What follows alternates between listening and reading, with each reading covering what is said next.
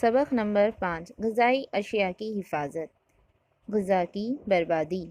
ہمارے ملک نے سائنس اور ٹیکنالوجی کی مدد سے غذائی اشیاء کی پیداوار میں بہت ترقی کی ہے، لیکن اس کے باوجود ہمارے ملک اور پوری دنیا میں بے شمار لوگ بھوکے پیٹ سوتے ہیں، ان تک غذا پہنچ نہیں پاتی۔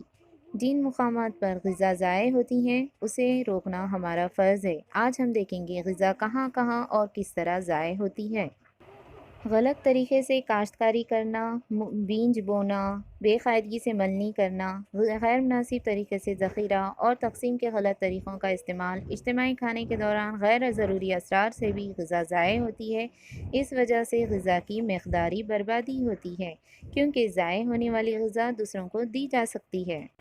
بلحاظ معیار غذا کی بربادی، اس سے مراد تحفظی اشیاء کا بے جا استعمال، غذا کو دیر تک پکانا، ترکاریوں کو کاٹ کر دھونا، غذا تیار ہونے کے بعد گاہک تک پہنچنے کے لیے درکار وقت کا غلط اندازہ، پھلوں کے نامناسب نقل و حمل سے بھی غذا کا معیار برباد ہوتا ہے۔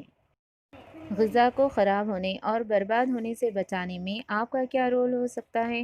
جب بھی آپ کھانے کے لیے بیٹھیں، جتنی ضرورت ہو رکابی میں اتنی ہی غذا لیں۔ غذا کو زیادہ نہ پکائیں، بچا ہوا کھانا نہ پھینکیں، بلکہ اسے مناسب طریقے سے استعمال کریں۔ رکابی میں لی ہوئی تمام چیزیں کھائیں، انہیں بچا کر نہ رکھیں۔ غذا کا ذخیرہ اور تحفظ۔ ہم کئی چیزوں کا استعمال کر کے غذا کی حفاظت کر سکتے ہیں، جیسے سرد کرنا۔ گھر میں ریفریجریٹر، فریج کا استعمال کر کے غذائی اشیاء کافی مدت تک محفوظ رہ سکتی ہے۔ دھواں دے کر غذا کو محفوظ کیا جاتا ہے، اس میں ایلومینیم فاسفائڈ کا استعمال کیا جاتا ہے۔ تھیلے میں اناج بھرنے کے بعد اس پر میلیتھیون کا چھڑکاؤ کیا جاتا ہے۔ اسی طرح شعاع پاشی گیس کا استعمال پاسٹرانا کے ذریعے غذا کی حفاظت کی جا سکتی ہے۔ غور و فکر کیجیے، ہم روزمرہ زندگی میں کیا کھاتے ہیں؟ کیا ہماری غذا مخفی ہے؟ ہر ایک کو اس کا خیال رکھنا ضروری ہے۔